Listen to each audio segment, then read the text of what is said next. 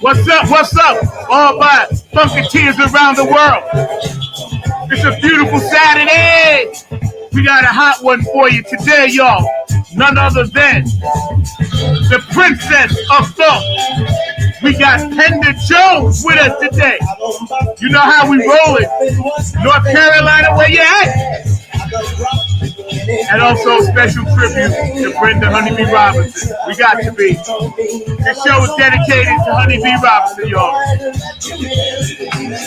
Let's start up in New York. Where you at, New York City? Long Island, where you at? Funk from the front seat is a fun. Nine on the grind, TV. Delaware, are you aware? Philadelphia, what's up, Dr. Brookenstein? Washington, D.C., P-Funk, Bethesda, Maryland, we got you. Rhode Island, I got you.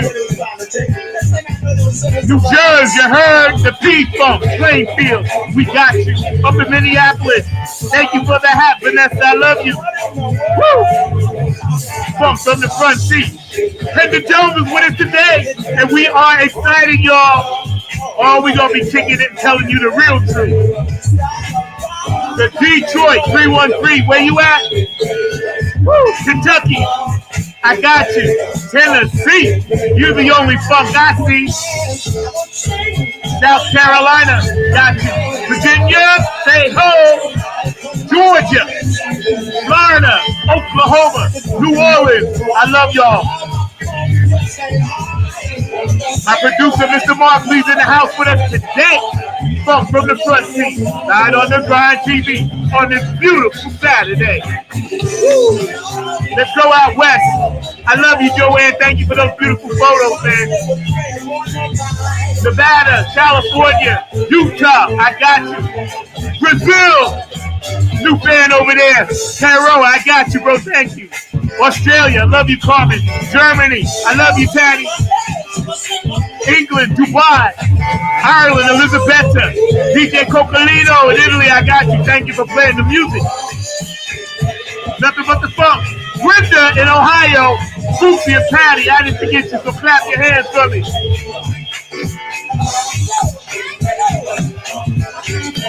Yeah, this is one of Brenda's favorite funk songs, y'all. Funk getting ready to roll with Penda Jones today. Hawaii, Samoan, doing the Humpty Hump. Japan, Tokyo, I'm Young High, say yo. Africa, Dubai, Iraq, Iran, I got you. Brazil, South America, como está, señoritas in Puerto Rico, Canada, Russia, Ukraine, where you at? Let Brittany Griner go. Nothing but the funk, y'all. Are y'all hyped up yet? Because I'm real hyped. Penda Jones is with us today, y'all. And we going to do this thing like we do it.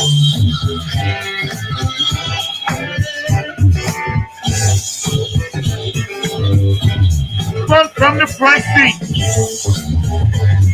All around the world for the funk. Every Saturday, Night on the Grind TV, we right here bringing you the best of the best of the best. And today, we got a special one for you. This woman is my funk sister. She is truly amazing. Her gift of love and pouring out of her honest hard work in the music business is second to none. You know, she works in about 4 different bands, always on the go. She, ex-military, we salute that. And listen, man, without further ado, I'm going to bring Miss Penda Jones on because it's an honor, a privilege, and a pleasure to do this show for you guys out there. Again, dedicated to Brenda Honeybee Robinson. What's up, Penda? Come on, Funk family. What is it? What's going on? How you doing? Love to everybody. You know how I'm doing. Brother, you still high as I am? Yo, ain't we together? Like we on the mothership, we still rising, bro. Still riding, man. If they didn't ride with us, too late. They missed a heck of a trip. Yo, let me tell you something. First of all, having you on the show after the event, we'll talk about that as an honor. For those of you that don't know, Penda Jones, she is the lead singer and and my brother's keeper, one of her rock bands. Also, very famous down here, doing a pop thing, the Amazing Lounge Lizards, and she's up front for that, as well as doing stuff with the Nappy Head Funk Army 2.0, as well as Tony Cam and the Funk All Stars and all her other projects that she's doing. This woman right here, second to none, Princess of Funk. So let me ask you, coming off of, well, first of all, shout out, to your husband, Kirk, because, he's the man. And, I'm going to quote something later that he said that really touched my heart, so I love you, big bro. I love you, man. Well, actually, I'm older, so he'd be my little brother, right? I love you, little brother. But, I wanted to ask you, you're so dedicated to your craft and doing this funk thing like we doing and bringing it back around, keeping it alive. How does that make you feel inside? What it does for me, it warms a certain little spot in my heart because it has its own purpose.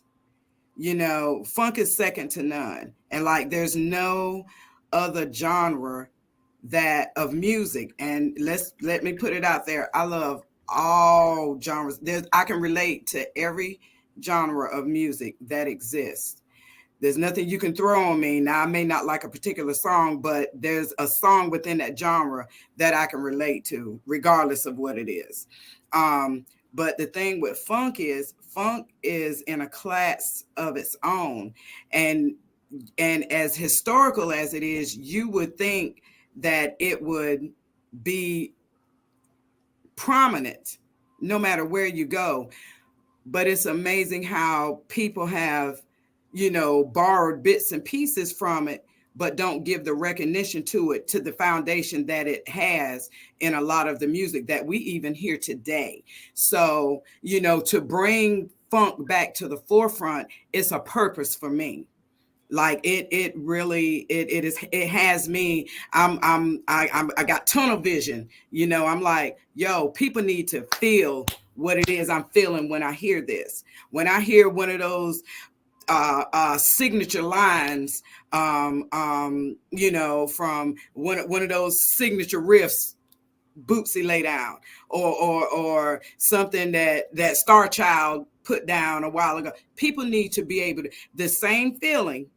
People need to be able to feel that, or at least have their own relatable feeling to when that hits their ear.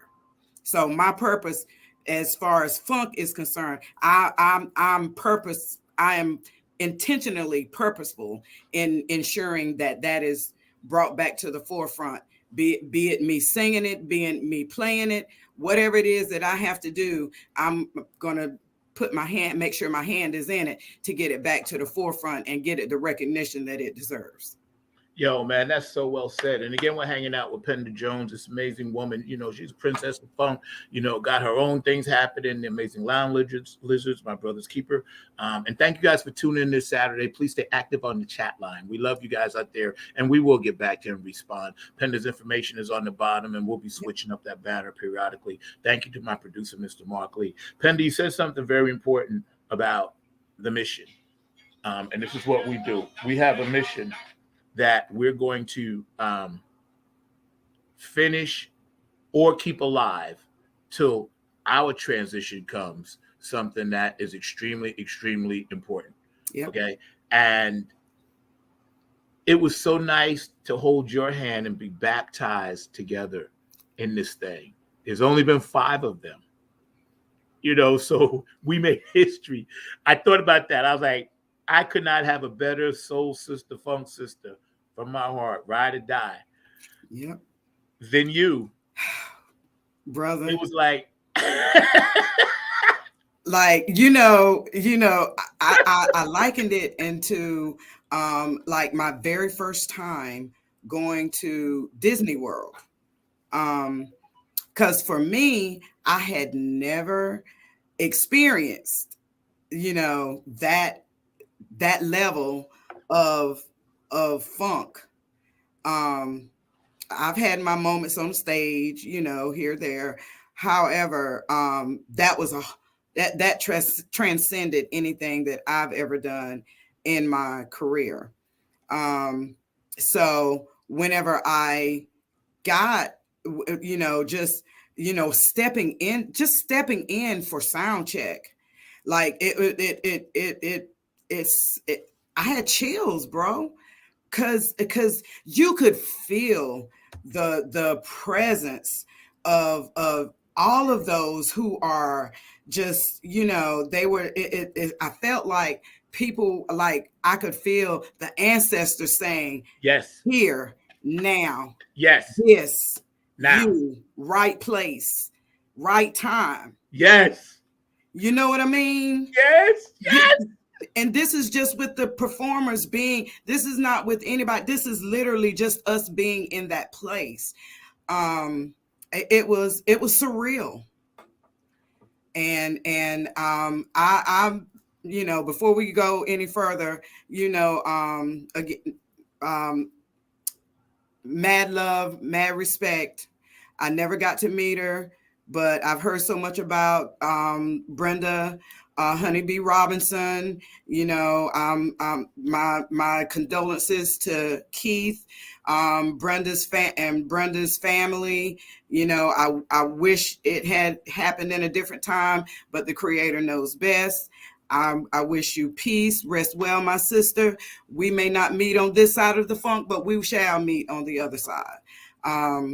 And to you, brother Zach, man, who would have thought?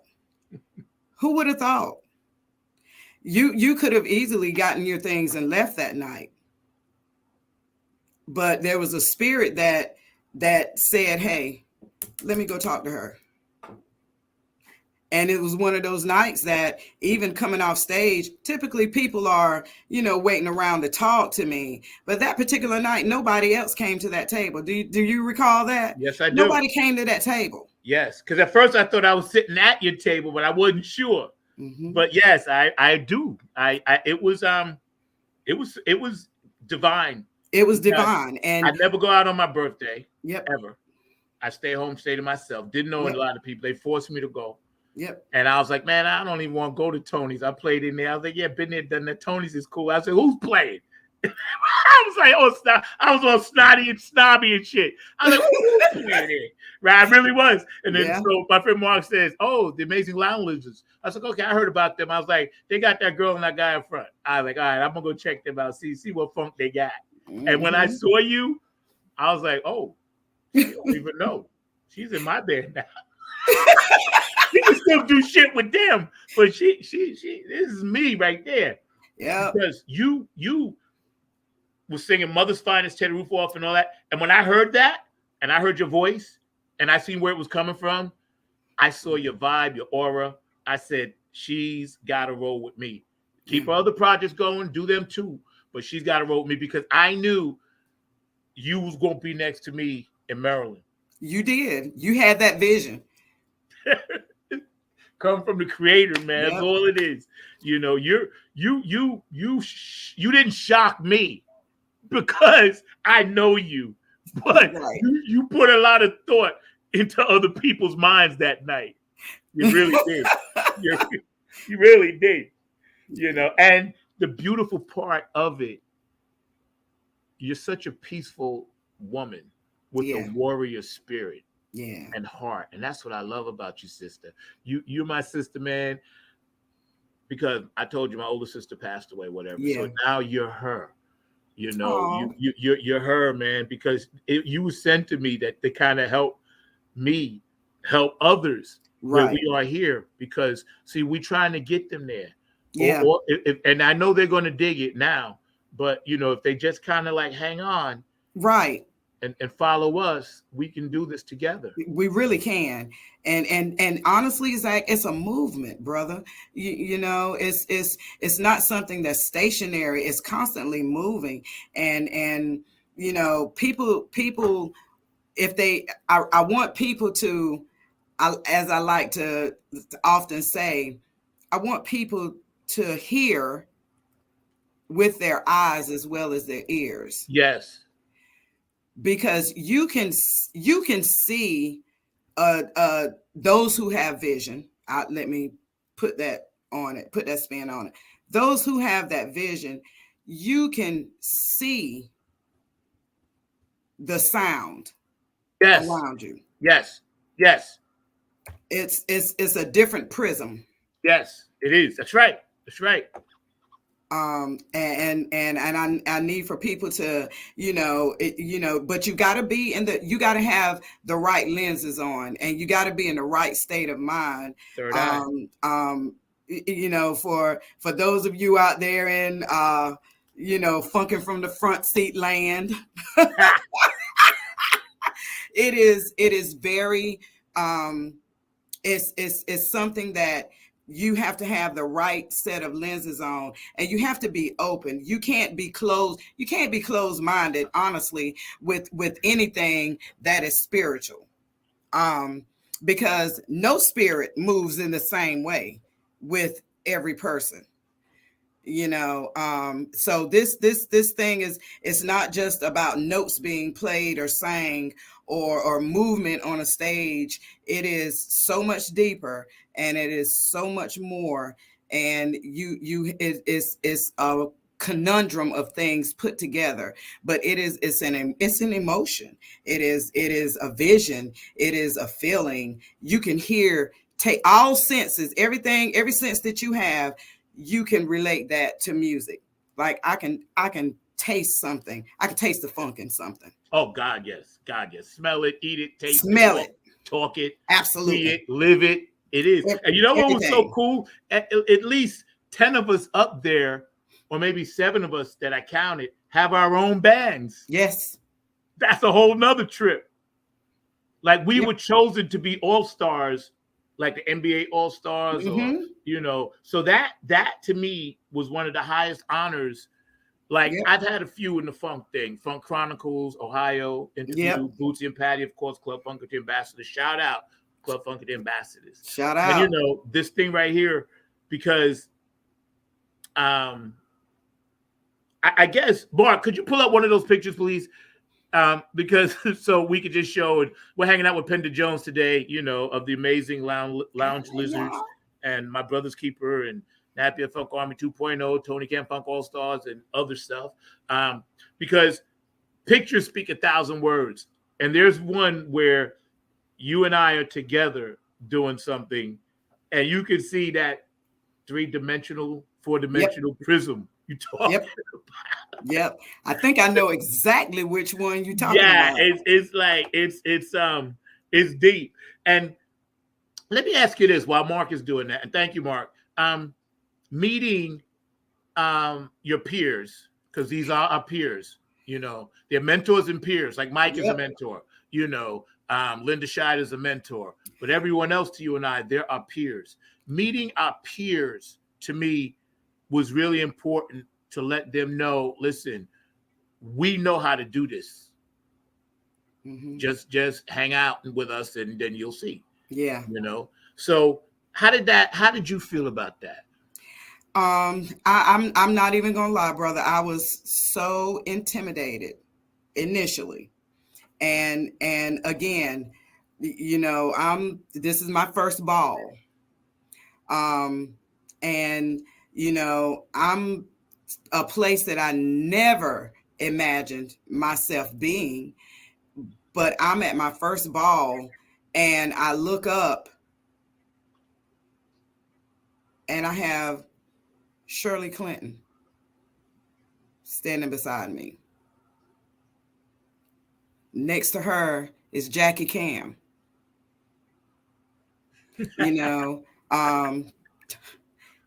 Then slightly to the back of Jackie, shredding the axe, is Michael Hampton. Right. Funkadelic himself. Who would have ever thought? Never in my wildest dreams. Never.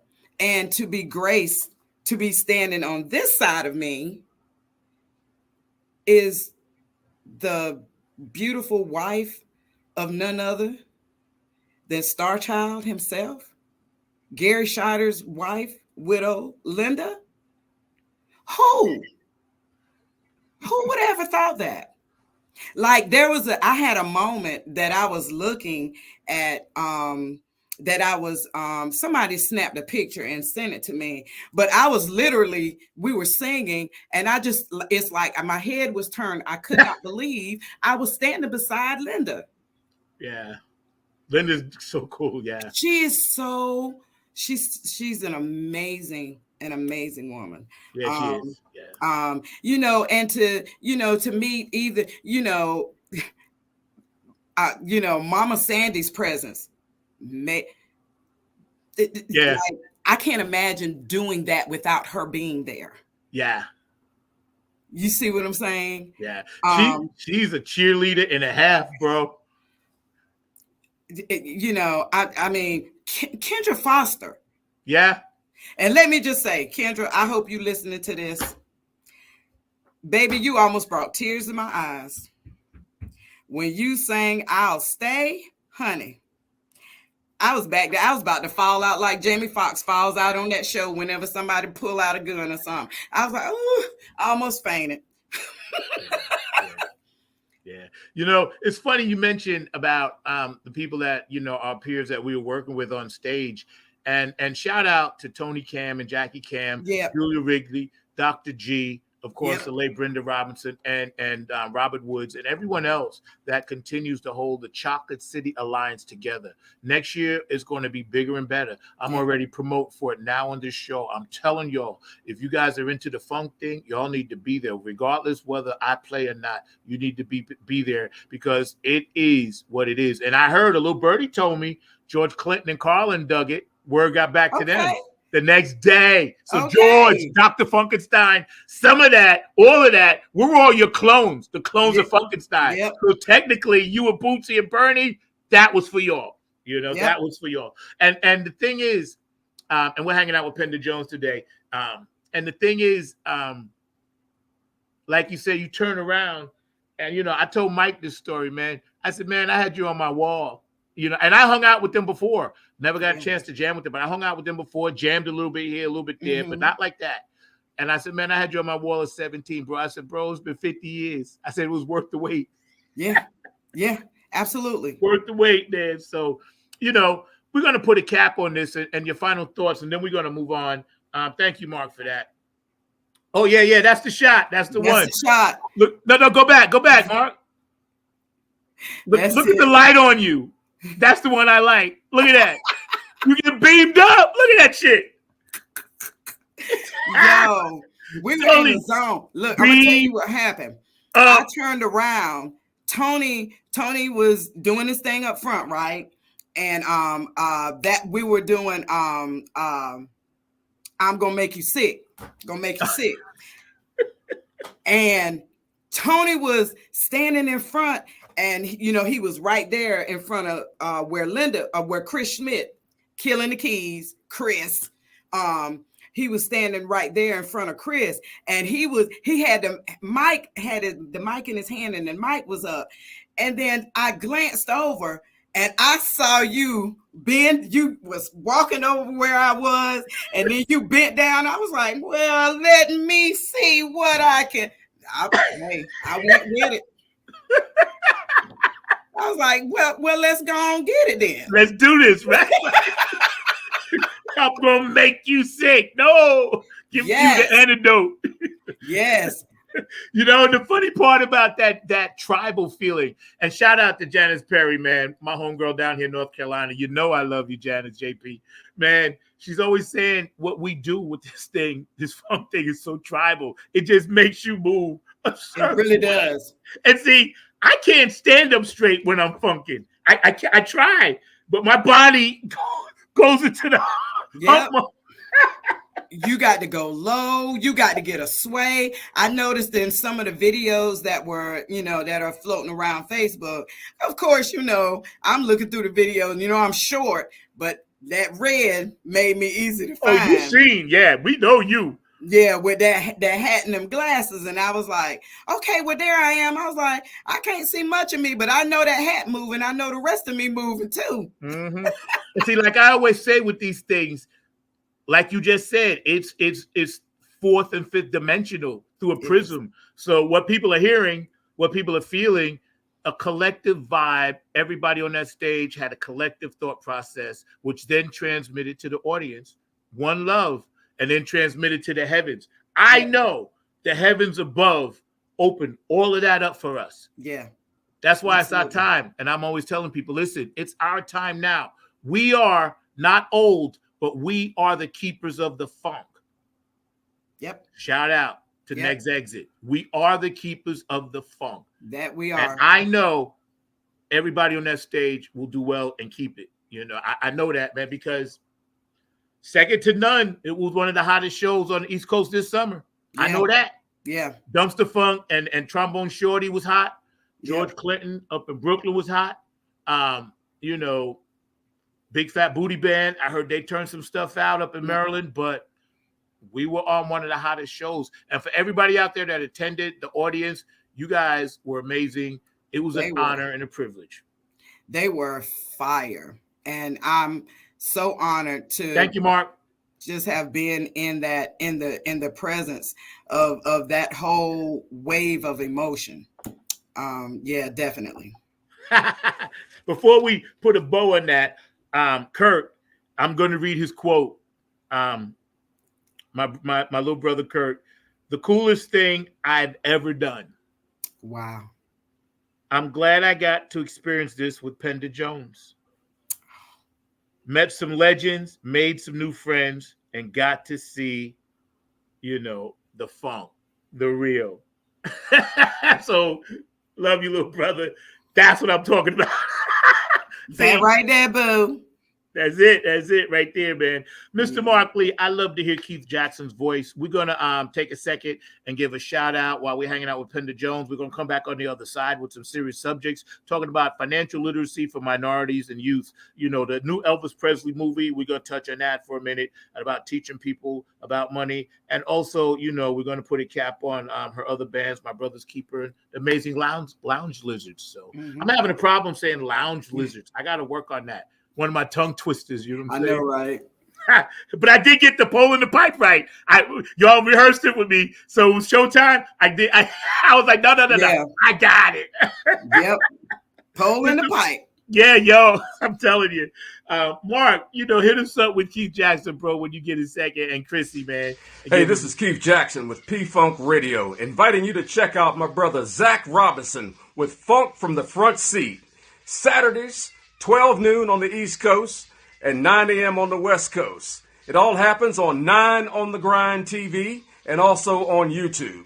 Great guest, great conversation each and every Saturday. That's Funk from the Front Seat with Zach Robinson on 9 on the Grind TV and YouTube. Check him out. Hey, it's Chrissy Key Rollins here with Holistic Restoration, inviting you to check out Zach Robinson with Funk in the Front Seat. He drops new episodes every Saturday at noon on the East Coast time, and replays are posted for whenever you miss a live stream. You can find him on 9 on the Grind TV and also on YouTube, and get ready for the funk because he brings it every week, along with hot topics, amazing guests, and great conversations. Again, that's Zach Robinson with Funk from the Front Seat on 9 on the Grind TV and YouTube. Go check them out. Thank you so much, Keith Jackson, and shout out to Brenda Honeybee Robinson. We're going to touch base a little bit about her at the end of the show when we do our Hero of the Week. We're hanging out on the other side of the clock with Penda Jones, this amazing artist, vocalist, very much into some other things that you might not know about. Number one, I wanted to give a shout out because this is Deaf Awareness Month, September. And also, you know, over in England, we understand your queen died, and we respectfully pay our condolences. Absolutely. And also, the first Black journalist on CNN, Bernard Shaw, last week passed away. And we didn't forget about you, brother. But you're a veteran, U.S. Army, graduated George Washington University. Yep.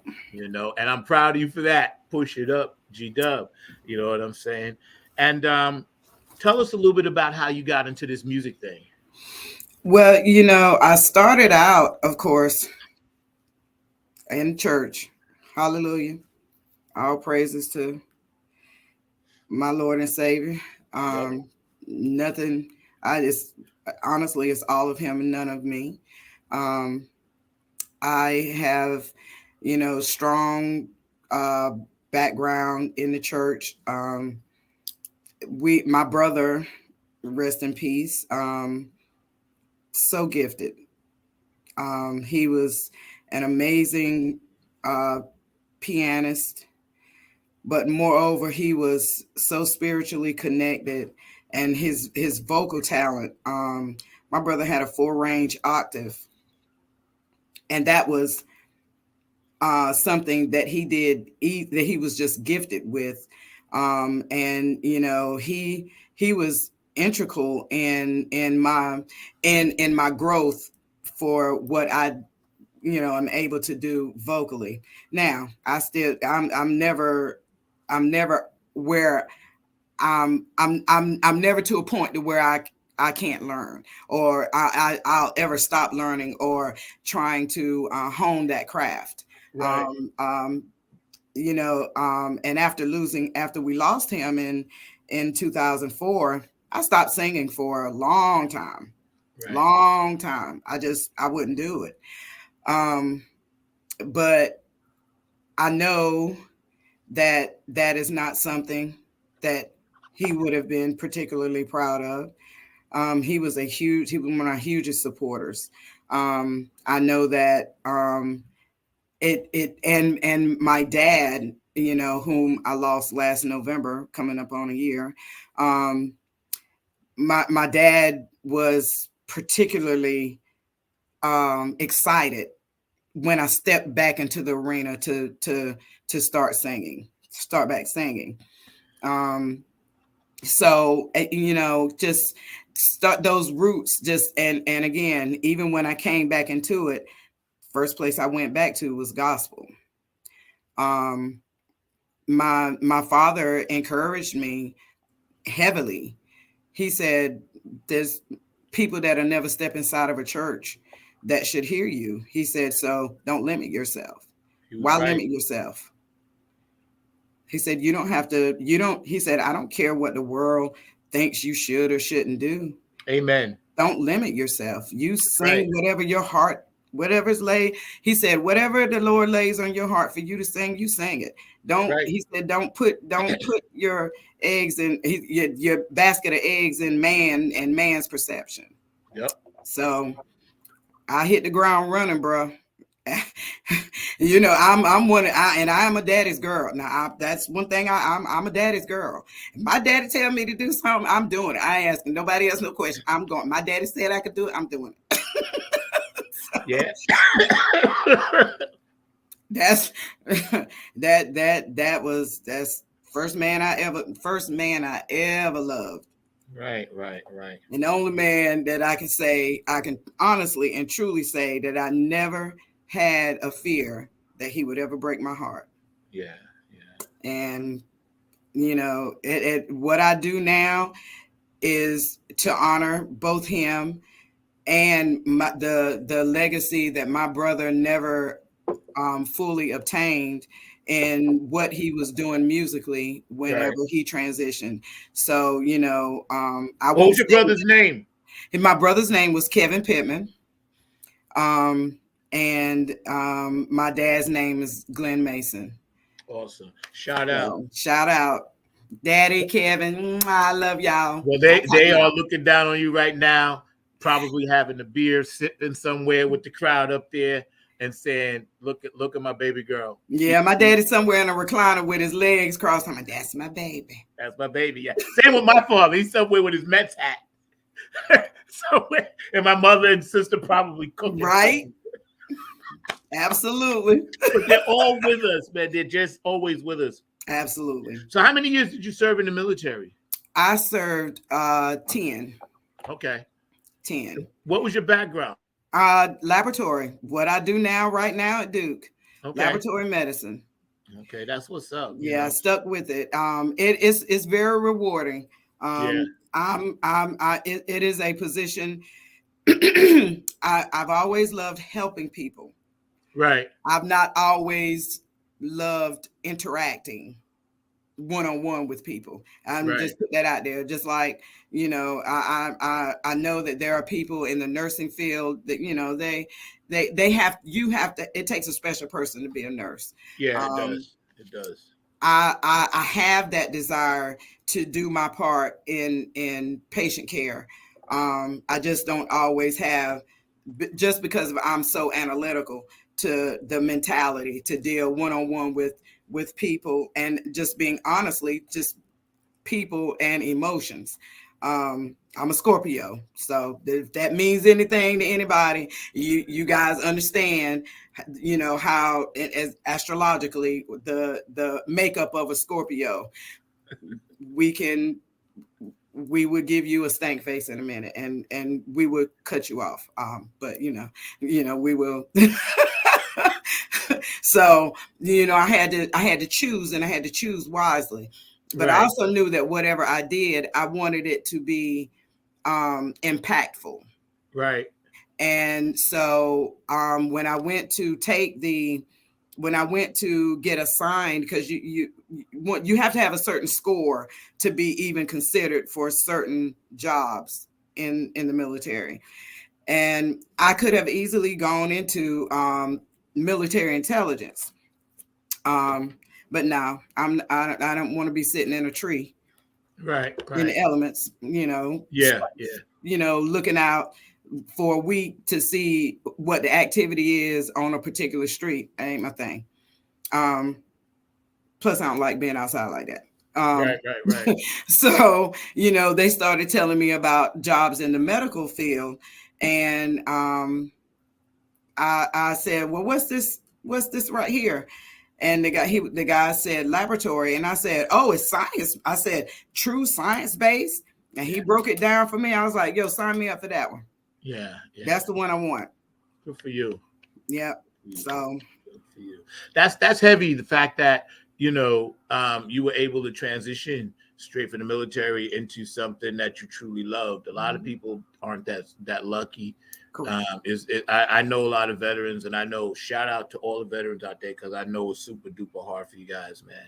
So we take care of our veterans, and we honor what you do. Every man and woman that served, man, we really do, man.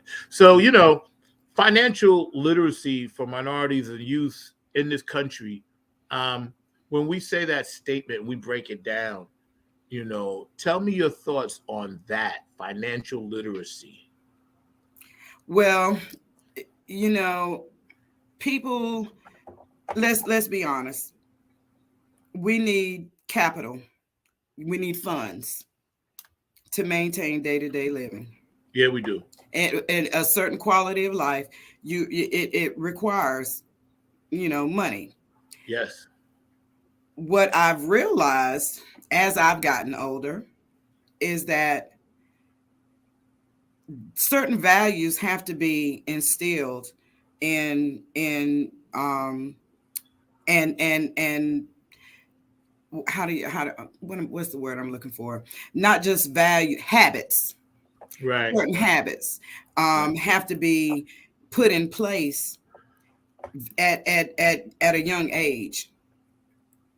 I did not learn this myself with my older children.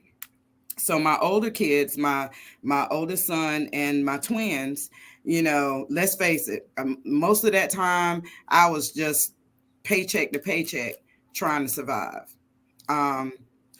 Then, I started, when I got to the point to where I could begin saving, and then I started looking back, and I'm like, I don't ever want my children, or at least my youngest child, and my grandchildren, to ever feel like they have to choose between paying their, buying food or providing shelter for their family. So I started looking and doing homework and looking at not just, I'm not talking about rich people or middle, just habitual savings.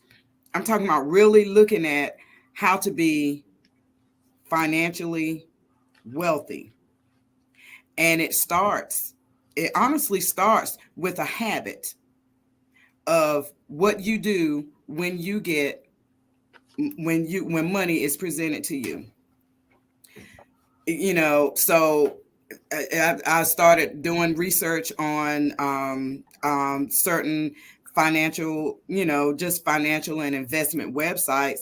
I even started looking at, like the trend and the growth in cryptocurrencies and, different things of that nature. But what I found is that people are moving away from just putting money in the bank. Yeah. Yep. Stop.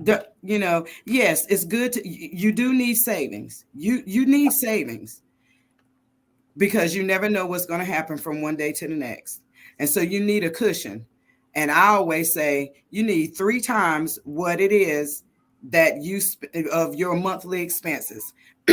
So that's 90 days of expenses that you need to have in savings. But beyond that, you need to invest. And we need to start teaching our children how to invest. Yeah, amen. We don't and not place so much value in material things. See, that's how wealthy people will take. Say you give a wealthy person $1,000. Well, even frugal people or people who are considered rich, you give them $1,000. The first thing in their head, a rich person, is to take half of it. So they're going to take half and put half of that in savings, and then the other 500 they're going to, they do whatever with. But a wealthy person is going to go even further because that savings to them is not theirs. They're going to take 75% of that, because think about it, that 1,000 is just that. It's they never look at it as their own. Right.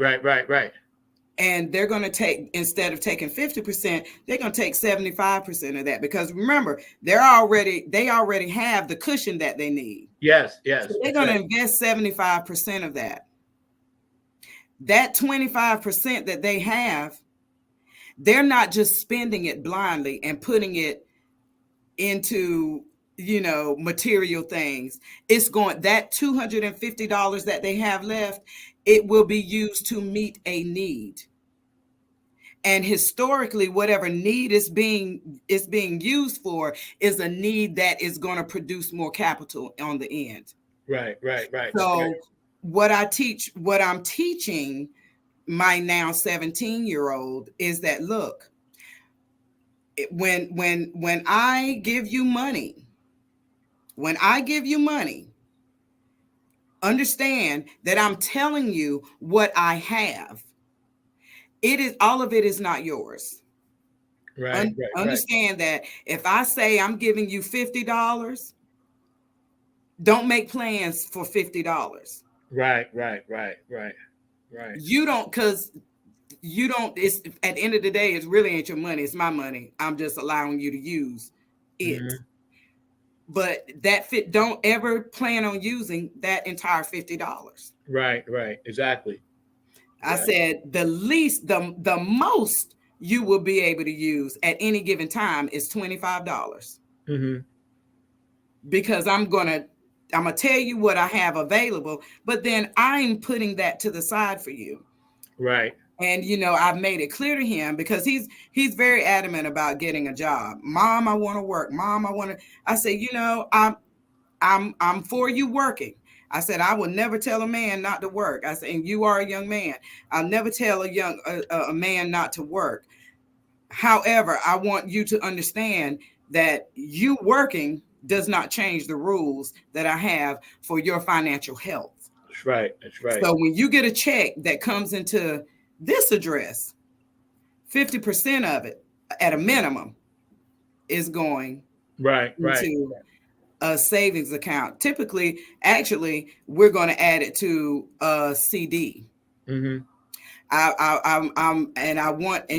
I'm teaching him now about compound interest. You Yeah. know, the difference in what you earn, which, let's face it, the economy, you're not earning anything on a regular savings or checking account, a money market account. You're not, those things are not, those are not no longer earning accounts. That's right. You need to soundly financially invest in a CD, something that is going to produce compound interest and grows over time, so that even when you stop adding to it, it is still growing. It is constantly growing. Right. And you have to be consistent with it. Right. And so that's one goal that I have. Mm-hmm. And so now, you know, I'm thinking of ways. So I told him we're going to set up the next time I have a weekend off, we're going to set up and we're going to have like this, a party for his friends. Right. So each one teach one. I said, my expectation of you is that any information I give you, you share it with your friends. That's I said, right. because they may not have access to that. That's right. I said, some will receive it, some won't. But those that are willing to receive it and willing to apply it, give it to them. And if they have questions beyond your knowledge, send them to me. Mm-hmm. That's right. That's right. I said, so we have to help each other. Yeah, and that's my goal. Yeah, is to keep our youth, get our youth on the right mindset, get in, you know, how to be credit healthy. You know, just because you are qualified for a credit card, that don't mean you need to go out and get it. Right. You don't need to get it. Right. Be conscious of the credit offers that because there are vultures out there. Yeah, they are, and they want an interest. That's how they make want their that money. interest. Yeah. They want that interest. And this information also goes for adults too. You Absolutely. know, a lot of us have had these financial issues, myself included, you know, because we weren't paying attention. Something slipped by, could have been medical thing, divorce, whatever. And this information is good for everybody. We're hanging out with Penda Jones today, the amazing Lounge Lizards and, you know, vocalist extraordinaire, on Funk from the Front Seat, Not on the Grind TV, every Saturday, 12 p.m. My producer, Mr. Mark Lee's back there chilling. We'll bring you on in a bit, Mark, and talk about some things. But one of my guests that comes on a lot of times, Linda Tello, the 1099 lady, said she has, you know, sets up 2 different checking accounts. One she uses for her pay of bills, and one she pays into it like it is a bill. You know, and never touches that money, you know, and she doesn't have a debit card for that particular one. It's just there, you know, in case of emergencies. And that's kind of like what you're saying, you know, that 50%, 75%, try to put that towards something else, you know. That's right. So you're very wise in that area. And, you know, for those of you watching, man, please take this advice, because we don't know what the top people are going to do next to us. You know what I'm saying? They tried to kill us with COVID. They're squishing the economy. Now I just heard something about a rail strike. I don't know what that's about. And then the funny thing is, right? Sidebar, the trains run on all the tracks, but apparently Amtrak doesn't own all the track. What the hell is that about? They can only go on certain tracks? Who bought out train tracks? I couldn't believe what I was hearing. Look, I got that information earlier today at work, and mind you, you know, I'm not big on the news. I'm gonna put that on out there.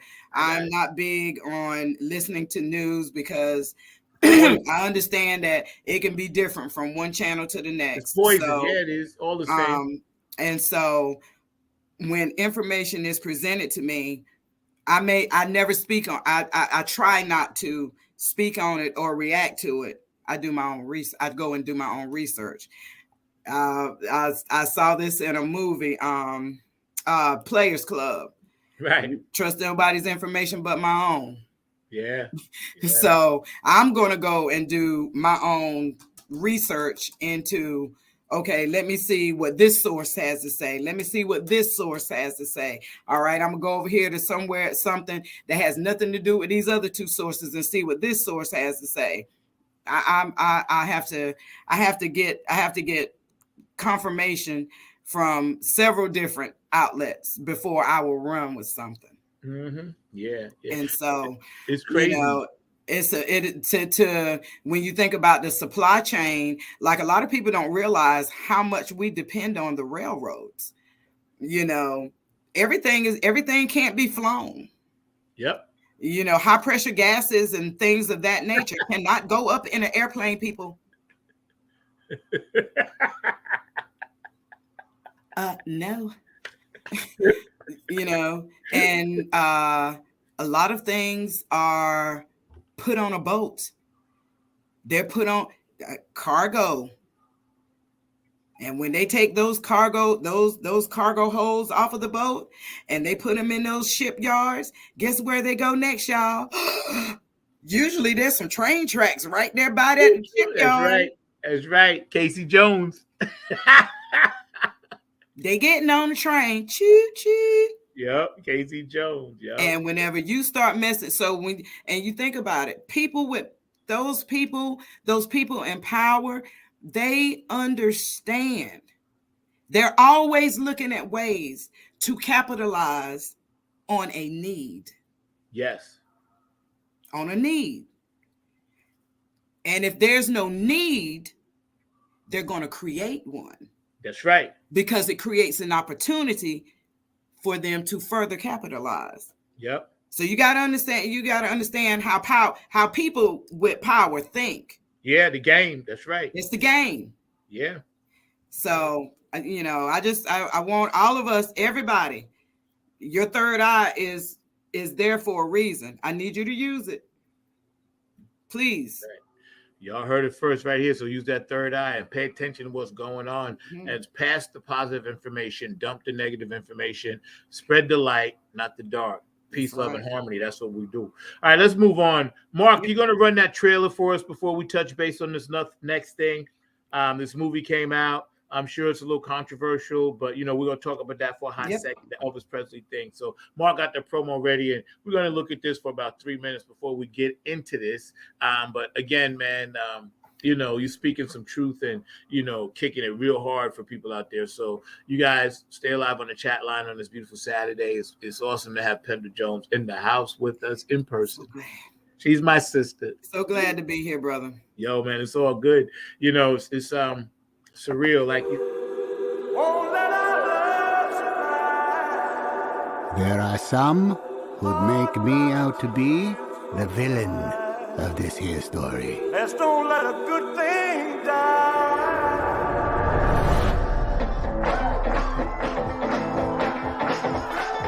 Are you born with destiny? Or does it just come knocking at your door? He's a young singer from Memphis, Tennessee.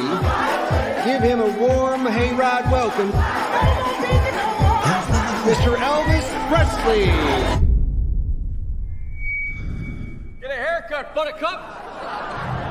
In that moment, I watched that skinny boy transform into a superhero.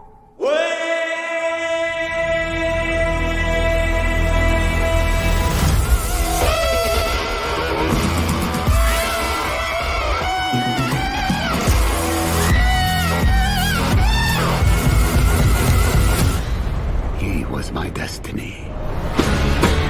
I wish to promote you, Mr. Presley.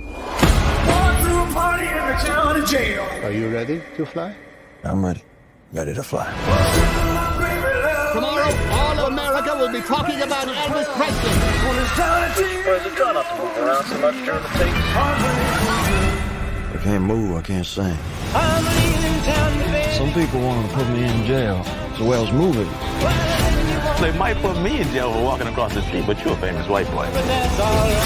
The way he sings is God-given, so there can't be nothing wrong with it.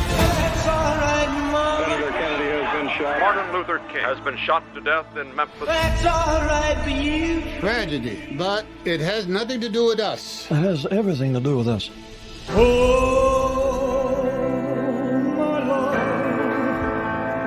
my darling, I've hungered for your touch. Reverend once told me, when things are too dangerous to say, sing. Time goes by. I'm gonna be before the show.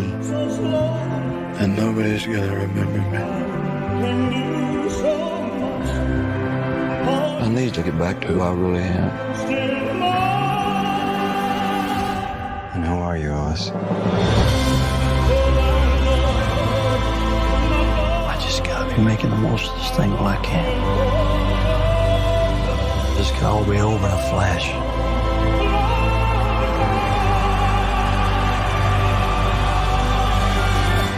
We are the same, you and I. We are two odd, lonely children reaching for eternity.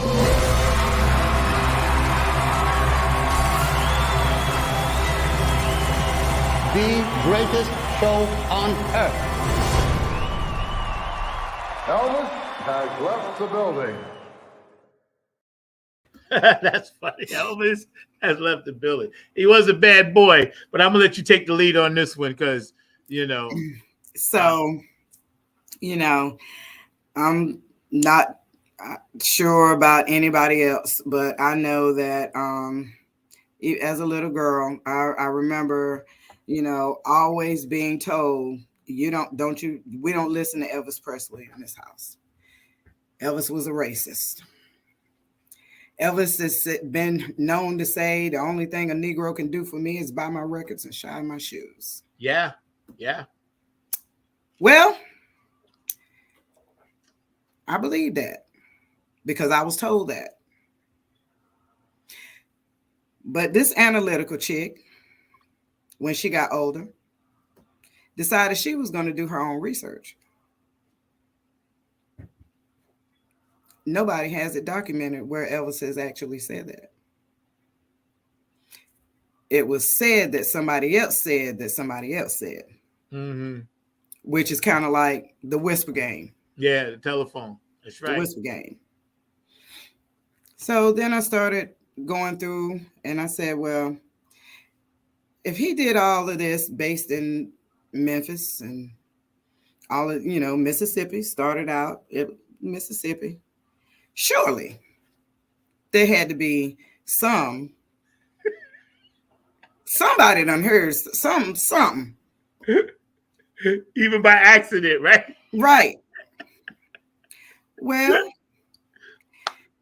everything that I've come across, even some of the documentation and the interviews and back and forth, but from way back when, even when things were still segregated,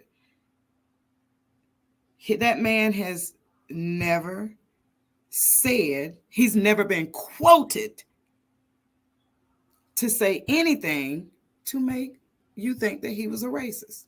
Yeah. To put him in a racist light. Yeah. And so I had to check myself because that's a whole set of music that I wouldn't allow myself to be privy to. Yeah. Just because of the stigma that was there that he was a racist. Oh, I'm not listening to anything Elvis. Elvis stole from Black artists. Elvis did this. Elvis and B.B. King were friends. Yeah. Elvis literally from day one acknowledged that his sound, his motivation came from the great Robert Johnson. That's right. And it's funny you mentioned that, and I'm gonna let you finish. For us, we was listening to it all the time because it was all over New York. So to me, he was just trying to get, like you and I, to the best musicians. So he had to go to the church. So to me, that's not racist. He didn't care what color. They could have been like purple singing in there or green. He just wanted to be and learn from the best. Yep. And, there was always a thing about the King of Pop, him and Michael and Prince. But see, I look at them in different categories, different times, Absolutely. And they all did what they did. It came along because Edo, Elvis, he wrote that song in the ghetto as a kid. That song used to make me cry. Christmas albums, religious albums, his band was ass kicking, all the shit he was doing on stage. Yeah. He was doing some incredible shit. So people do need to give him, and like you said, he never really said or maybe documented some of the stuff that people put out. And here's my thing. I urge, if anyone can find where there is actual documentation, video, audio recording, anything, or even quotation, where he is outwardly saying or doing anything for that perception to give merit to that, please send it to me. Right. Please send it, because I in my research efforts over the past 10 years have not been able to find anything. And I have been diligently searching. So when this movie surfaced, at first I said, I'm not going to do that. Man, I sat down and watched that movie about 2 weeks ago. Just I had chills the entire time. Yeah. Now, I don't know how accurate of a depiction that it was, because it was pretty much told from the Colonel's view. Right. However, I will say this, and there's plenty of pictures and video footage of a lot of his performances. He had black singers. Yeah, he did. The background singers, that's right. His background singers were black. Elvis took every opportunity, anytime, if there's several documentations of people, black influences that he stood and taken pictures with, and have been seen to have conversations with, presence on Beale Street. You know, this is so it opened up my third eye.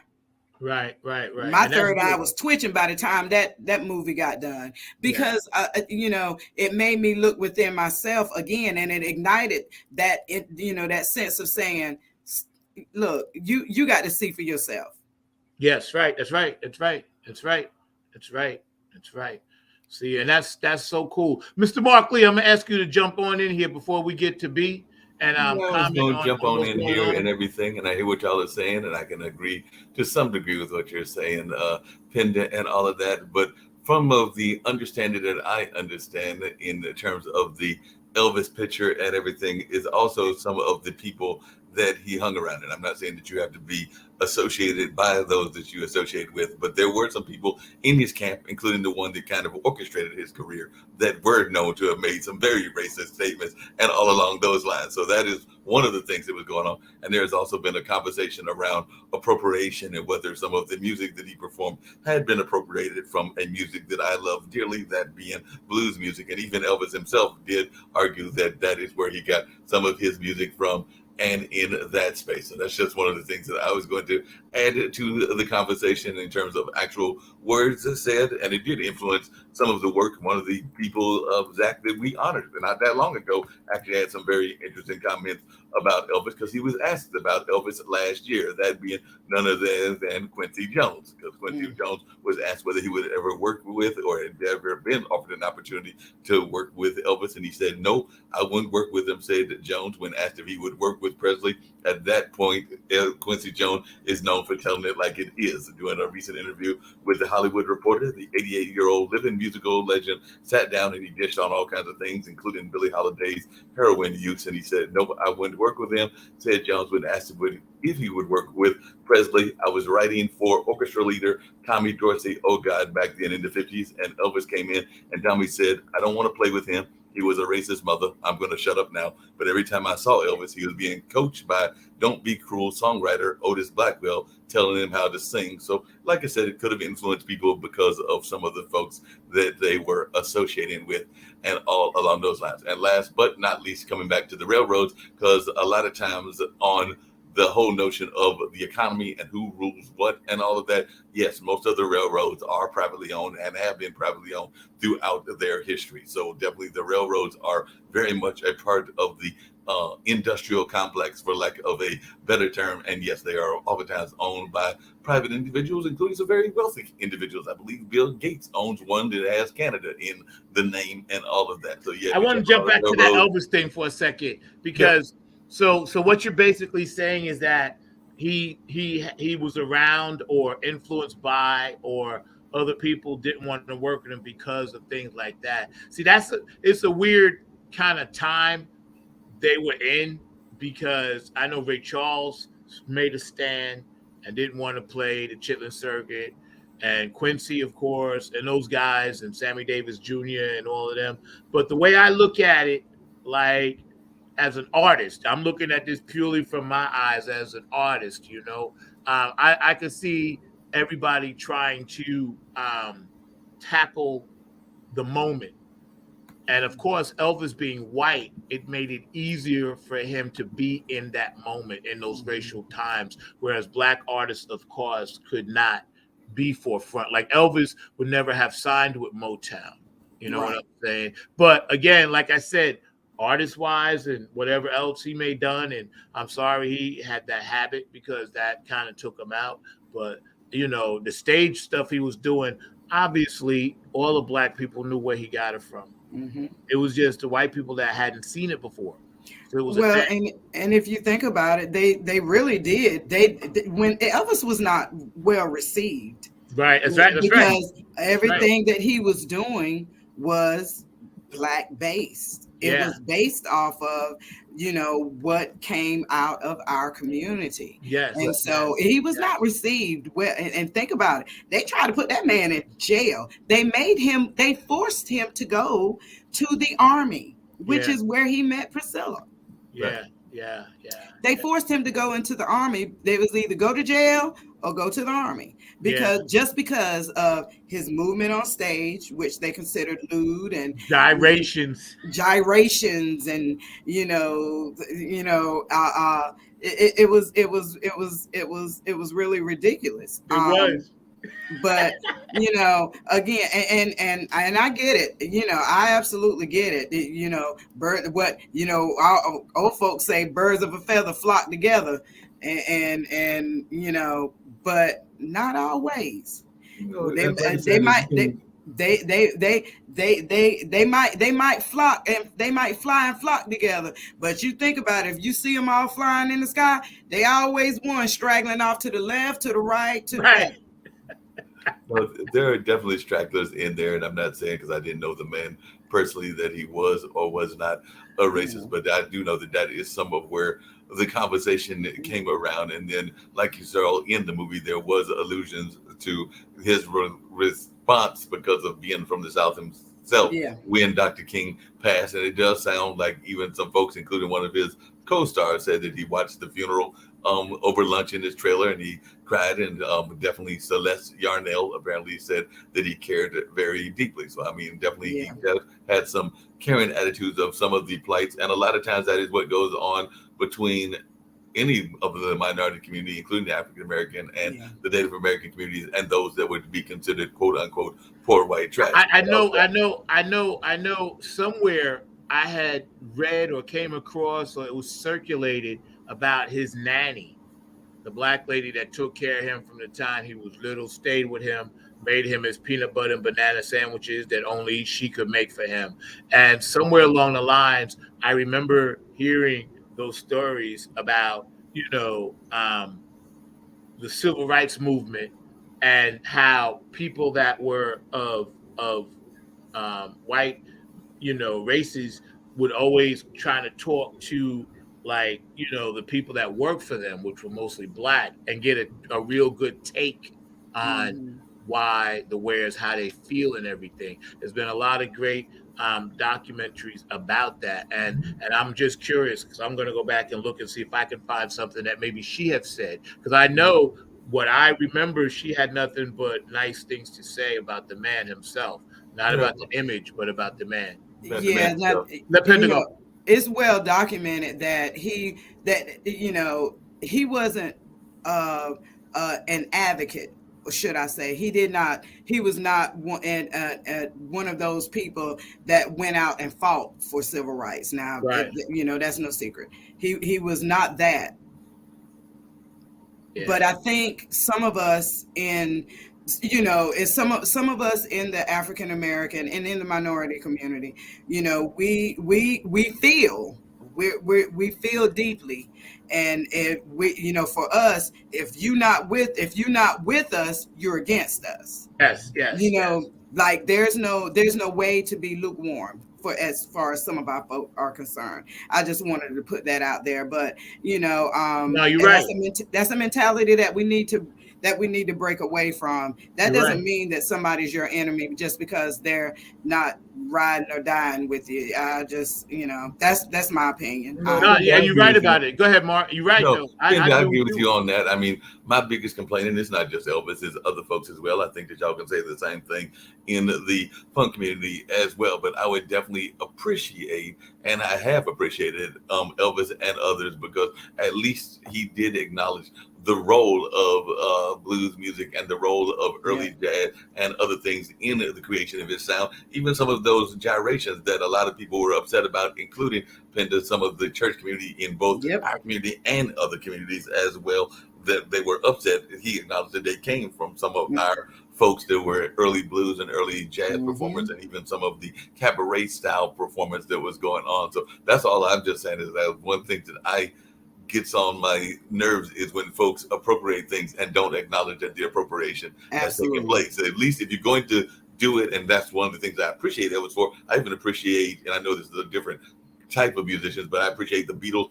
and the Rolling Stones for acknowledging that they were influenced by our sounds, whatever those sounds were and everything. But it's those that do the music, appropriate it, and then pretend like it came from their heads alone. Yeah, like it fell from the heavens. Exactly.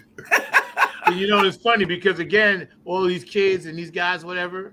Thank you, Mark. We're gonna get that Brenda stuff ready, man. But to me, they were just seeking out the best that they could get, because in their community they had, you know, Hank Williams and people like that. And Roy Orbison wrote Blue Suede Shoes, so don't y'all forget about that. You know, he wrote some of Elvis's biggest hits. You know, and Roy Orbison was a bad boy. He was a bad bro. He was a bad boy. He was a bad boy. He changed the way music sounded on the radio. They had to build recording studios just so he could get what he wanted, because he had so much string activity going on.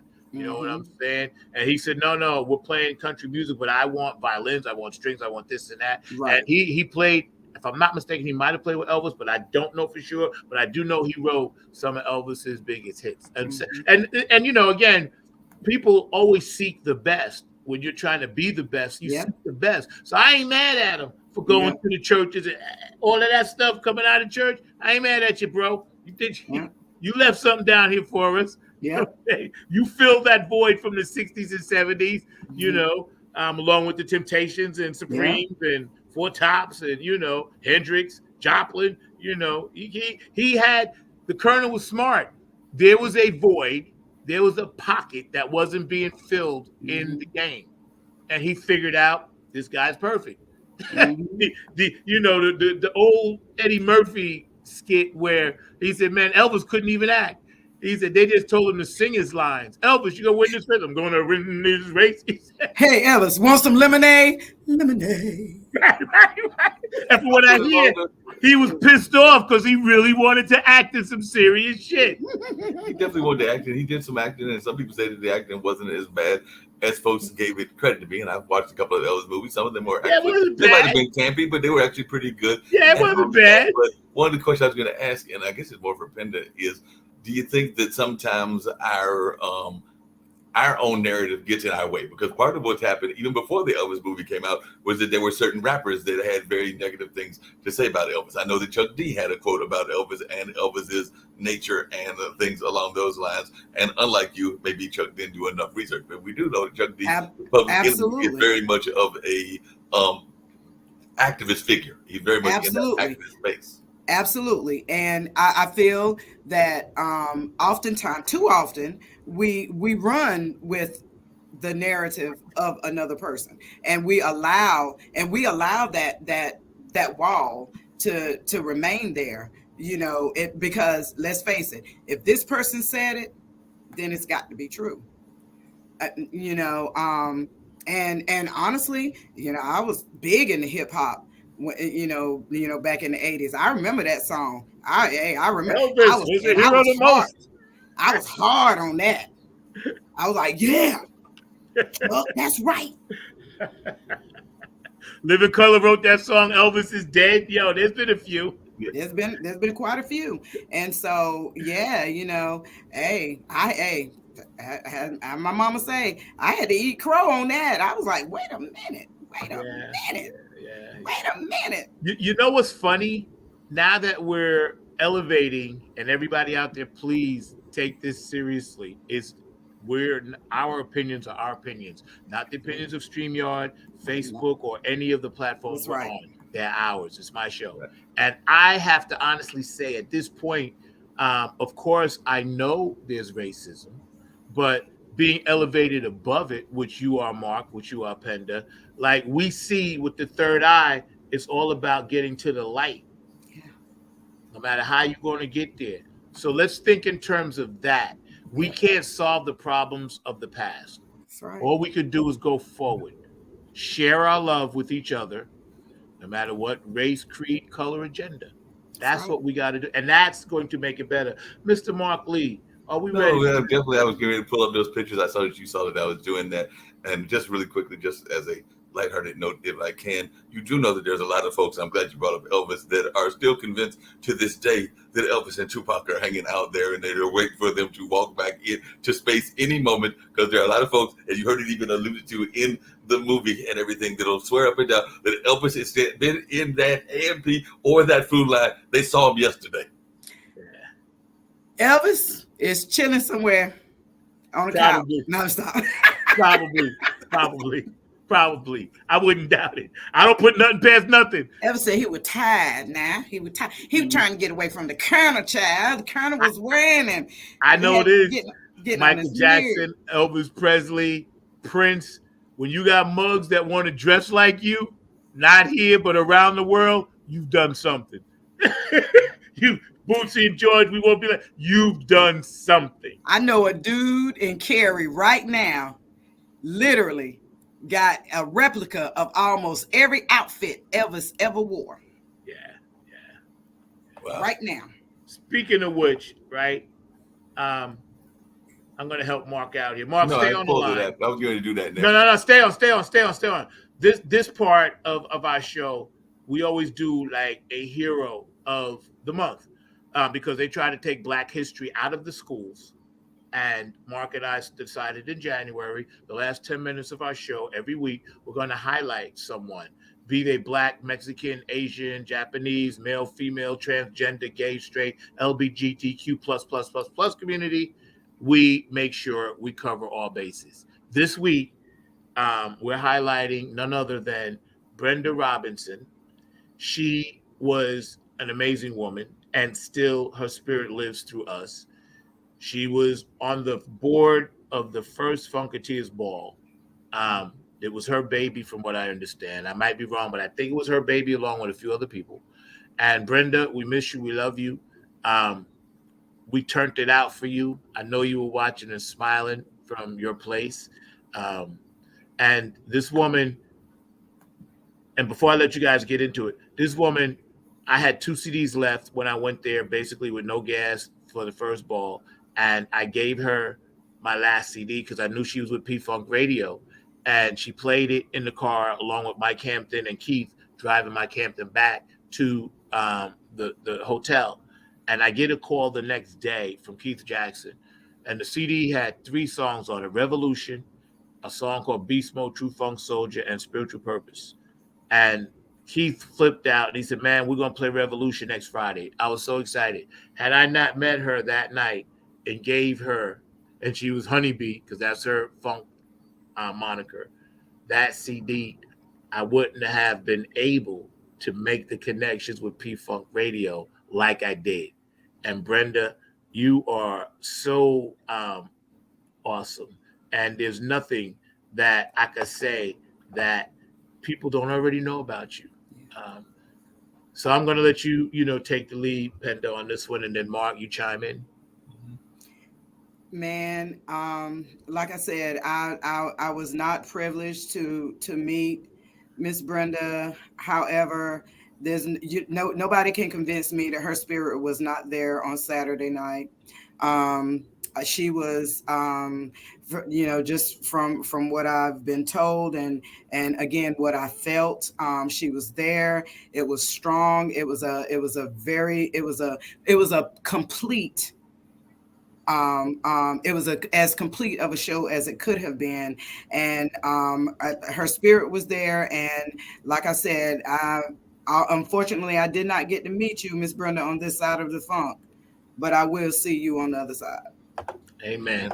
I also did not get to meet or get to really know Brenda either, but I am definitely, and I've alluded to this to you before, Zach, and I've alluded to it on this show several times, a big believer in ancestral connections and in sacred ground and all of that. And it seems to me, and I have been in places, including the National Black Theater Festival shortly after Larry Leon passed, where sacred ground moments take place. And I think that that's what happened to y'all. That particular location will be sacred ground from now on, because she was one of those founders and all along those lines. And once you got that piece of sacred ground, it remains sacred ground, and it always has that ancestral connection. I don't care if you're working down in downtown Winston, which is where the National Black Theater Festival is, or if you even walk into the Hayti Heritage Center, which, while it was not Baba Chuck's home, it was a place that he spent a lot of time in that place and everything. And you can feel those ancestors among us, even when they are no longer here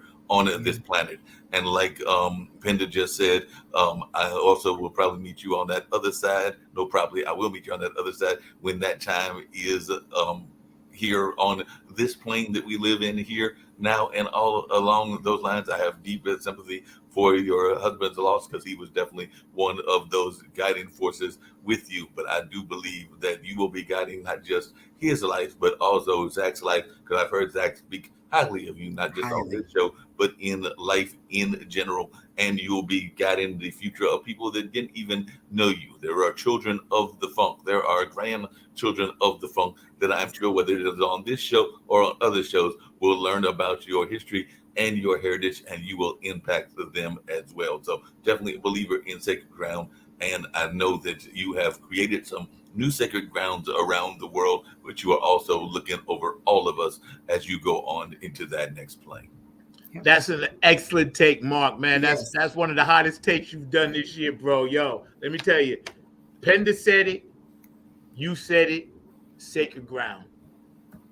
It's like sacred ground, man. Brenda, we love you. You're our hero this week. And like we all just stated, we'll see you on the other side. We're going to have a moment of silence for Brenda. So you's out there watching, whatever, we're just going to take one moment just to acknowledge. So whatever you do, whoever you may or may not pray to is fine. But, just close your eyes for a minute. And we're going to take a moment of silence. So we're going to come back and give Penda the last word. Then we're going to get out of here on Funk from the Front Seat.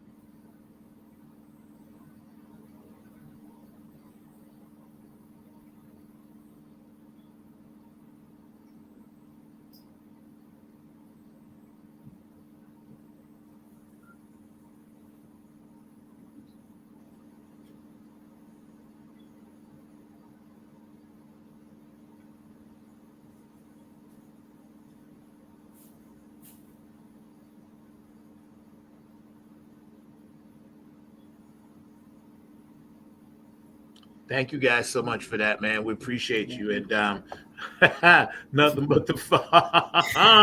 Mr. Mark, man. But, bro. Yo, let me tell you something, man. Mark, you'll be at the next one, of course. But, you were there in spirit. Everyone that was there in spirit, kudos to you. And you guys, please stay active on the chat line. Today was such a beautiful show, Funk from the Front Seat. The amazing Lounge Lizards, my brother's keeper, Nappy Head Funk Army 2.0, Tony Cameron, the Funk All Stars. It's all lined up perfectly. Penda, you were a great guest today. Thank you so Thank much, you. Mark. Great producer. And before we leave, shout out P-Funk Radio, Keith Jackson, Bootsy and Patty, of course, HJ Entertainment, Kane and Jams, Tony Cam, Funk All-Stars, Nappy Head Funk Army, Oak City Music Collective. Diego, I hope you and Tammy are feeling better. Afterglow, 92416, Donna Sneed, man, I love you. Q&A Entertainment, Brooke Gladgett down in my Funk Angel. Thank you for the present. Love to Excess Energy Drinks, Pat, Curtis, and George, who do all my artwork back here. You guys are amazing. Dr. Brookenstein, who works with Nappy Head Funk Army, takes care of all our stuff. DJ Coccolino over in Italy.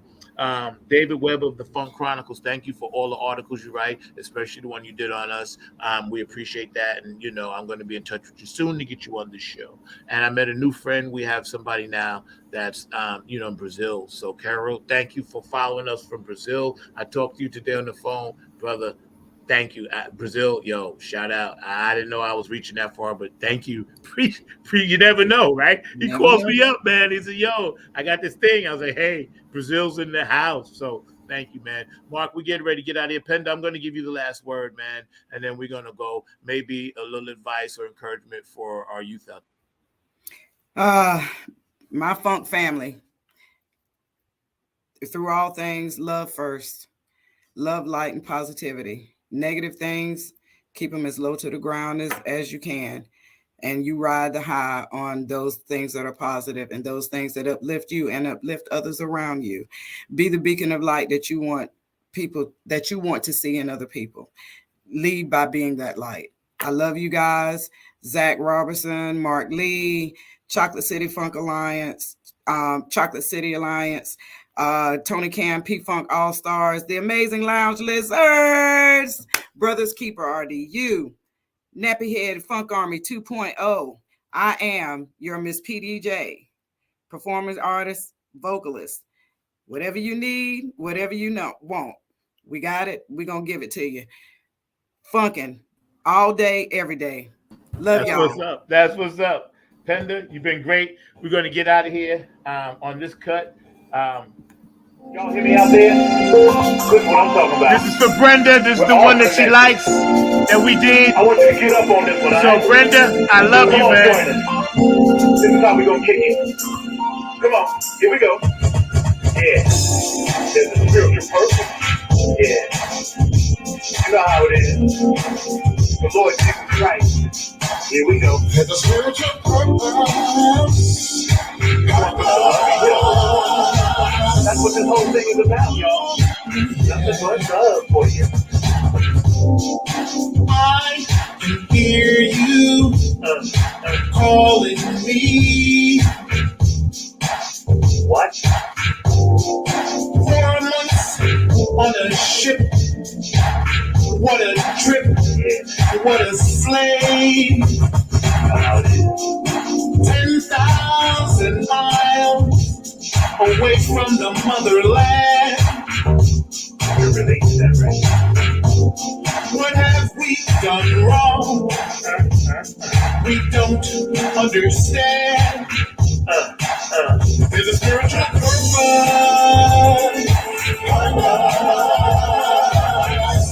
You know it is, right? Right. We love you out there, man. Yes, we do. Not on the Grind TV, Funk from the Front Seat. We got you. Call us up. You ain't by yourself. You ain't alone, ever. Things we don't understand.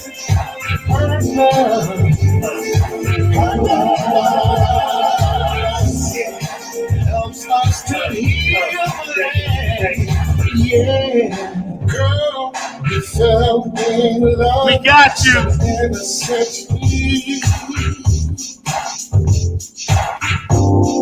9 months later, woo! A child was born. From the front seat, y'all. You had plans for a family. Now the father's gone. Still you stay strong. The spiritual purpose. Everyone needs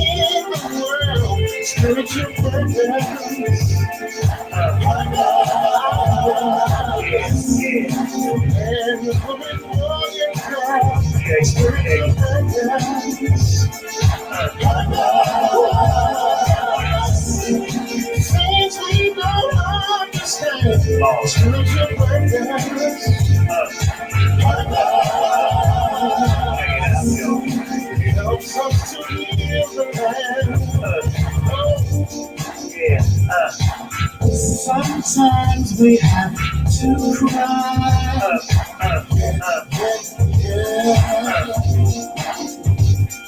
All the children of the world, man, woman, boy, and girl.